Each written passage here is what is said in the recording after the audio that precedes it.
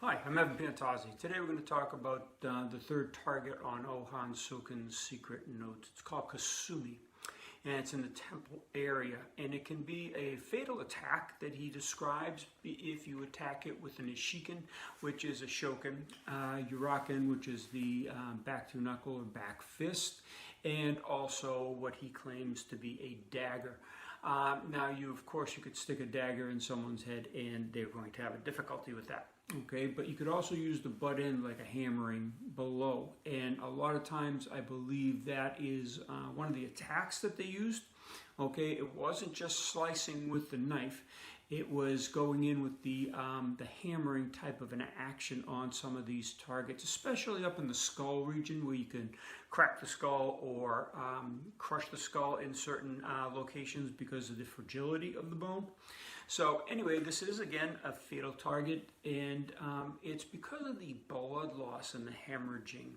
Now, there's overlying blood vessels that are there, the temporal vein and artery, and there's also underneath the bone structure, underneath the dura, which is a sac around the brain, there's the meningeal artery that I've talked about many times, meningeal artery and meningeal vein. And this is the attack that can cause the fatality. Now, karate instructors, martial arts instructors of all kinds, from judo to jiu-jitsu to you name it, have known of this target and the weakness in this area. It's on every karate chart in the world.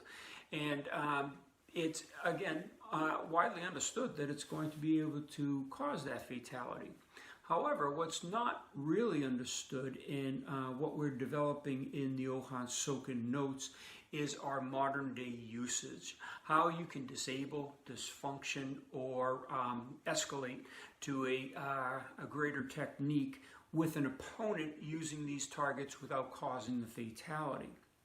Again, if you cause fatality, I've mentioned this in the other videos and on many videos, you're going to have a problem. If you cause any sort of damage with an opponent, it doesn't matter if they have attacked you, it doesn't matter if you have witnesses nowadays, as we've seen in the modern turmoil that's going on, you can be taken to court. If you're on the right side of a political agenda, you can get away with it maybe, get bailed out of jail. If you're not, then you're in deep trouble, as we've seen in many self-defense situations in this modern time. Anyway, if you cause damage, you're going to live with, first of all, you're going to live with the mental anguish, perhaps. Some people are very sensitive, and even though they had to defend themselves, and they did, they can have that burden the rest of their lives that they really damaged someone, especially if you caused a fatality. So you need to have a modern adaptation to these techniques that can, again, get you out of the situation quickly without causing the damage. And that's what we're going to take a look at on the extended video. Again, you can get those in the, if you join as an extended video member here on YouTube, Patreon, or a platinum subscriber.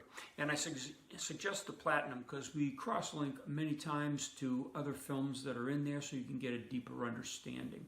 So we're going to show you the effects, the anatomical breakdown, and how you can attack them efficiently. And it's not just the uraken, it's not just the ishiken, okay, it's not just a dagger, okay, going into these areas. You could use your elbow, you can't use your forehead, I'll explain that in the video.